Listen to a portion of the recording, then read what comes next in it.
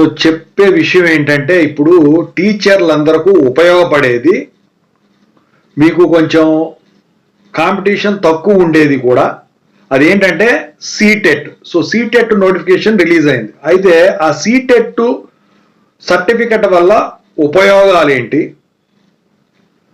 అసలు దానికి exam process ఏంటి, ఏ క్లాసుల వరకు పెడతారు, ఎగ్జామ్ నోటిఫికేషన్ రిలీజ్ అయిందా, ఎగ్జామ్ డేట్స్ ఎప్పుడు, ఇవన్నీ కూడా ఇప్పుడు చెప్తానండి. ముందుగా అయితే ఇంతవరకు ఈ ఛానల్ సబ్స్క్రైబ్ చేసుకున్న వాళ్ళు సబ్స్క్రైబ్ చేసుకొని ఈ వీడియోని లైక్ చేసి షేర్ చేయండి. ఇక టాపిక్లో వెళితే మనం ఏపీలో జరిగే టెట్ని ఏపీ టెట్ అంటున్నాం, తెలంగాణలో జరిగే టెట్ని టీజీ టెట్ అంటున్నాం, అలాగే సెంట్రల్ గవర్నమెంట్ కండక్ట్ చేసే టెట్ని సీటెట్ అంటాం.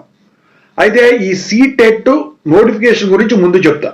సో సీటెట్ నోటిఫికేషన్ అయితే రిలీజ్ అయింది, ఎగ్జామ్ ఫీజు కట్టించుకుంటున్నారు.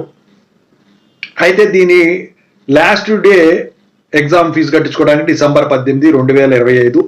మరి ఎగ్జామ్ ఎప్పుడు కండక్ట్ చేస్తారంటే ఫిబ్రవరి 8, 2026లో కండక్ట్ చేయడానికి వీళ్ళు షెడ్యూల్ చేశారు.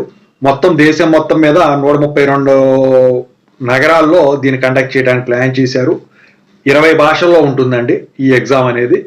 అయితే ఇప్పుడు వచ్చేసరికి దీనివల్ల ఉపయోగాలు ఏంటి, దీంట్లో మార్పులు లేనివి ఏంటి చెప్తాను. ముందుగా అయితే మార్పులు లేనివి ఏంటంటే, సో ఇది కూడా ఎంసీక్యూ టైప్ ఎగ్జామ్ అండి. దీంట్లో నెగిటివ్ మార్కింగ్ అనేది ఉండదండి. ఓకేనా. సో ఇక మరి ఈ సీటెట్ అనేది దేనికి ఉపయోగపడుతుంది? సీటెట్ సర్టిఫికెట్ అనేది మీకు లైఫ్ టైం వ్యాలిడిటీ ఉంటుందండి. అయితే ఇప్పుడు ఏపీలో కానీ టెట్ రాస్తే ఏపీలో ప్రభుత్వ ఉద్యోగాలకి ఎలా మీరు అప్లై చేస్తున్నారో టీచింగ్ పోస్టులకి, తెలంగాణలో అప్లై చేస్తే తెలంగాణ వాటికి ఎట్లా అప్లై చేస్తున్నారో జాబులకు ఉపయోగపడుతుందో, అలాగే దేశం మొత్తం మీద కూడా మీకు టీచింగ్ పరంగా ప్రభుత్వ ఉద్యోగాల్లో ఈ సీటెట్ సర్టిఫికెట్ అనేది మీకు లైఫ్ టైం ఉపయోగపడుతుంది ఉద్యోగ అవకాశాల కోసం. అయితే ఈ ఎగ్జామ్ కండక్ట్ చేసే విధానంలో 2 పేపర్లు ఉంటాయి, పేపర్ 1, పేపర్ 2. పేపర్ 1 వచ్చేసరికి 1 నుంచి 5వ తరగతి వరకు ఉంటుందండి. పేపర్ 2 వచ్చేసరికి 6 నుంచి 8వ తరగతి వరకు ఉంటుందండి.